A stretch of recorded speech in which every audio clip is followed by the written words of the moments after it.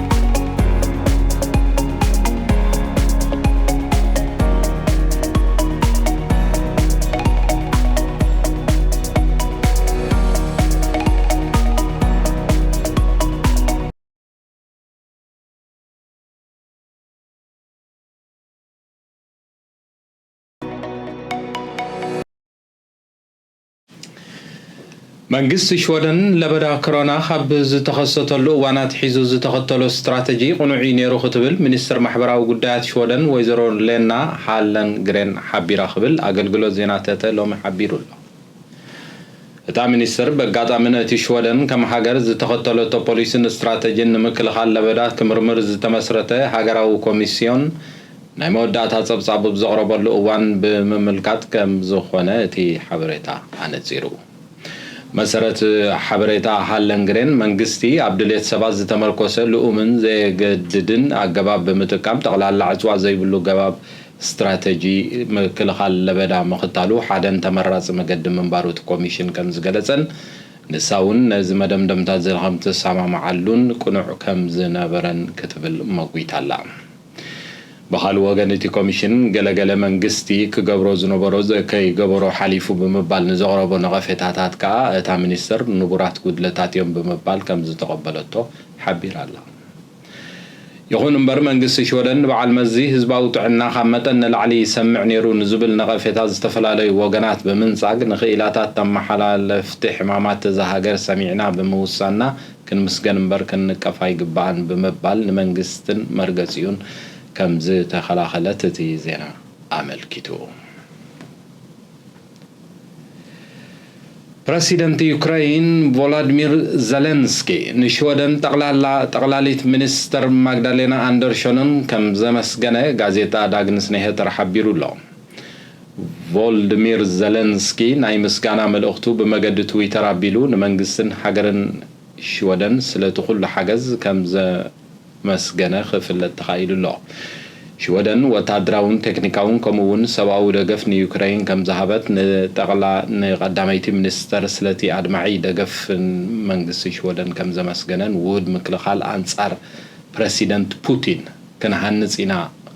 بمبال بريسيدنت فولدمير عمل اختو خمس تزاربه كفلت تخيل الله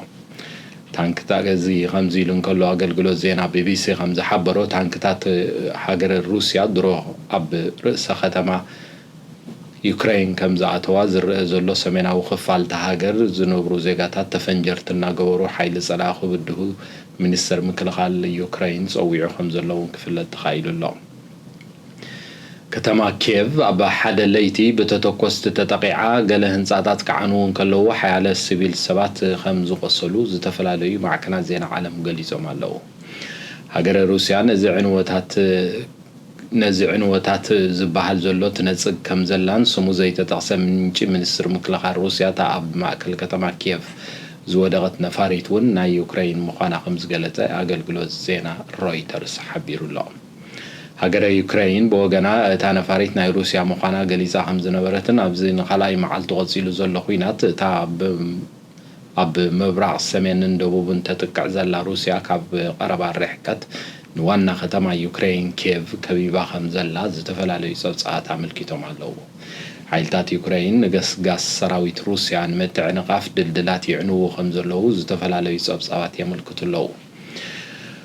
كلهم هاجرات أوروبا نشودن وسيخكا أنصار روسيان حد أب تاريخ أوروبا دحر خلاي وقع عالم سليمنت بزتمز قبلو ورار روسيا قبل يوكرين بحبر كان مكتون زيادة بدبلوماسن زرربنز تمركوسه مفتح نايزغلو لو كجبر تصوي عم كم زلون كبراسلس تفنوا زينا ملكتو علو هارموني ميديا علت لدت مرعى ممرغتان كالوت أجدستي زخنو ناي فتوتخمن مغربتخمن مدلاوات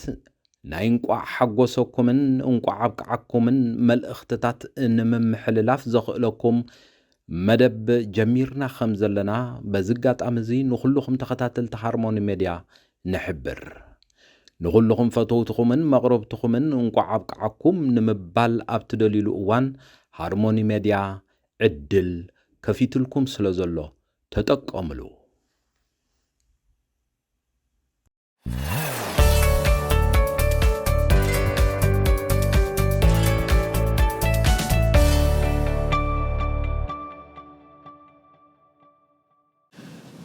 መንግስት ሽወደን ኣብዛ ሃገር በተደጋጋሚ ዝረአ ዘሎ ሁሉም ዓይነት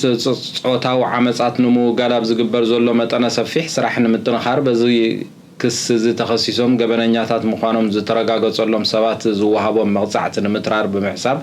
እቲ ሕጊ መቕጻዕቲ ክቕየር እማመ ቀሪቡ ከም ዘሎ ሎሚ ዝተፈነወ ዜና ሓቢሩ መሰረት ካብ ኣገልግሎት ዜና ኤኮድ ዝረኸብናዮ ሓበሬታ መልኪትዎ ከም ዘሎ እማመ መንግስቲ ብቐጥታ ናብ ሓጋጊ بيت حقي بمغرب مغزعتي خطررن كوسخن كم زدلي كفلت تخيل الله قال خابتي نقلعو بمعماتن زفر مغزعتي اما سرت خلت عمد صنحه ناب 3 عمد كوسخ حساب كم زغربن ابز تفلاليو اواجات بايتو شودن منغستي بزنت بزي سغمتي خوسد كحتت مصنحو تفليت الله እቲ ብገንዘብ ከፊል ጋዝ ግበር ዘይ ሕጋው ጾታው ርከቡን በናይ ማእሰርቲ መቅጻዕቲ ተሪፉ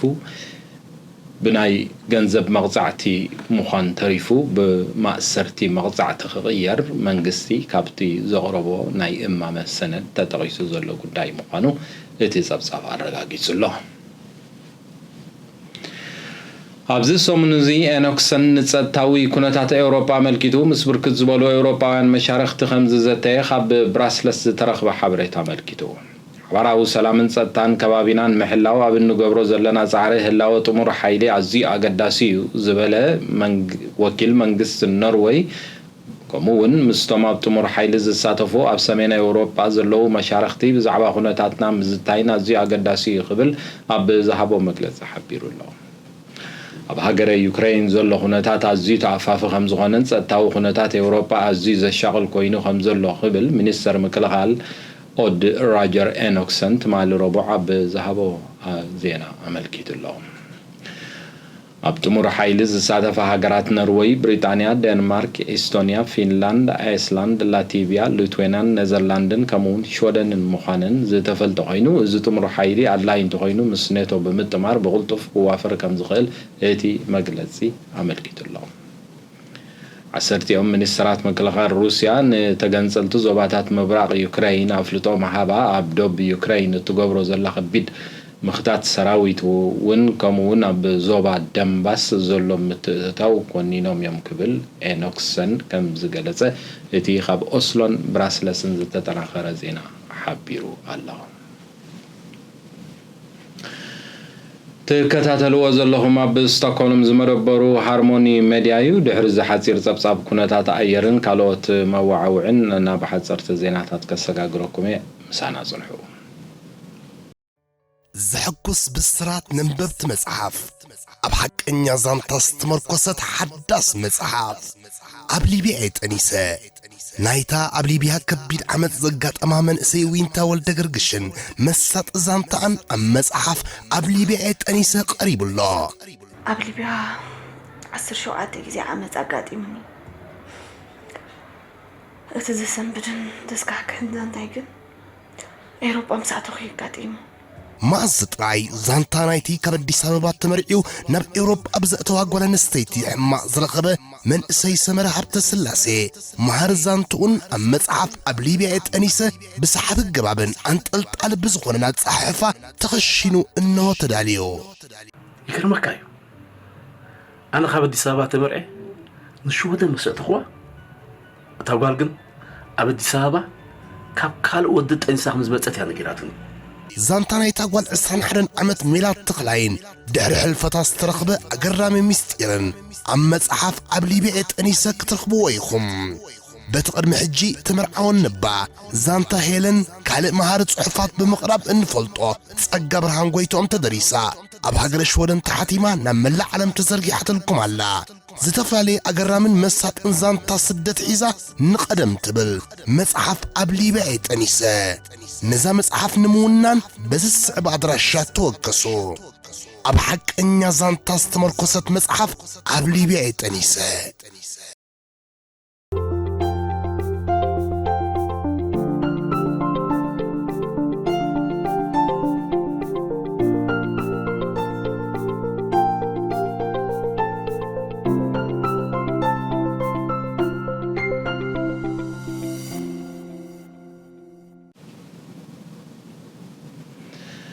ኤውሮጳዊ ሕብረት ብሰንኪ ኣብ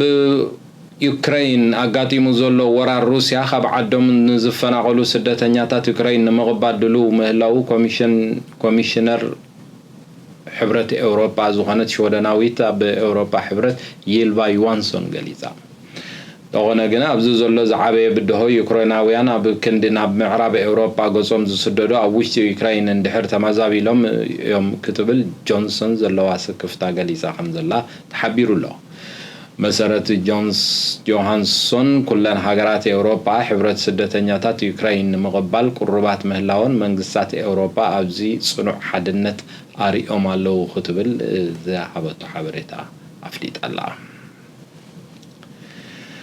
ኣብዛ ሓለፈ ቀዳም ክልተ ናብ ዳዕሽ ንምጽምባር ዝጓዓዙ ዝነበሩ ተባሂሎም ዝተጠርጠሩ ሰብኡት ኣብ ማዕርፎ ነፈርቲ የተቦሪ ላንድቬተር ኣብ ትሕቲ ቀይዲ ምእታዎም ሬድዮ ሽወደን ገሊጹ እዞም ጥርጡራት በቶም ፈቃድ መቀየድ ዝሓዙ ሓይልታት ጸጥታ ውሽጣዊ ፖሊስ ሽወደን ሴፖ ከም ዝተታሕዙ እቲ ዜና ሓቢሩ ኣሎ